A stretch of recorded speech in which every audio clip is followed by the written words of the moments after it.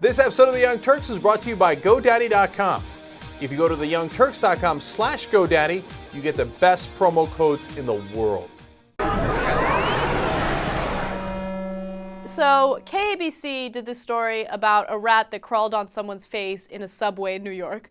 There's no story behind this except for the fact that it's disgusting, and I love the reaction of the person on in the subway. So watch the video, tell me what you think. This next story may just be the video of the day, if not the week. Or the month or the year, but it's been a short year. A subway ride in New York City turned into quite an adventure for both riders and a rat. Look at this. Earlier this week, a rat took a ride on the number 4 train, which runs from the Bronx to Lower Manhattan. One passenger spotted him, pulled out his pocket camera as the road near the run of the subway car.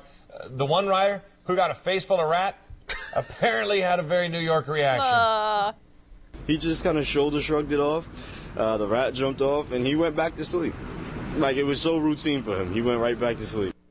The rat never bit anybody, and in case you're wondering, by New York City subway standards, that's a very small rat. Oh, God. How is that a small rat? That's so gross. It, like, brushed up against his face, like, ugh.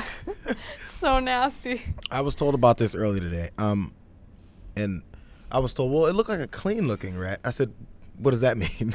You know? But you can understand. Look at that. There was nothing clean about that rat. There's many things that just were proven to me in that video. And that week I spent in New York, when I was taking the subway, I saw a rat too. But that one I saw was dirty.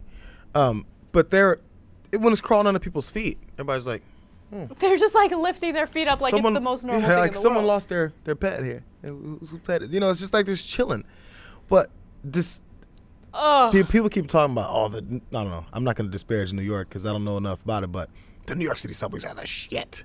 Got fucking rats everywhere, man. That's what I saw when it was late night, and then I was waiting for a train, and then one just comes along the tracks, and I'm like, oh. I mean, I had the same reaction because it was right there, and it wasn't doing anything, but just crawling around. I was actually like, I knew I was going to see a rat down here. You can just feel that they're going to be around. I was looking for a pack of them, actually. So I just assumed it was going to happen. So really, I think it must be, at this point, there's no reason to get rid of them, I guess. It's probably impossible to do, who knows. And apparently, people don't really care. Well, you know, I don't know the facts on this, but I have a cousin who lives in New York, and she explained to me that New York City had a massive rat problem.